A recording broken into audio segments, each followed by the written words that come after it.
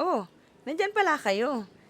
Shout out everyone! Tara, gawa tayo ng sandwich overload. Si manager ang nagpe-prepare. Nilagyan ng pipino, cheese, at scrambled egg. Meron kaming ginawang special sandwich spread na nagpapasarap sa ating sandwich overload.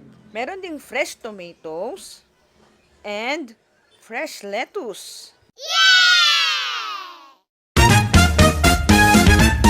Healthy na, delicious pa. Ako naman ang nagbabalot. Masarap talagang nagsusuportahan ang mag-asawang sandwich overload. Meron tayong 3 flavors.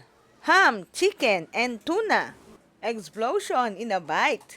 Mondi Bites. Thank you, manager. Thanks to all our beloved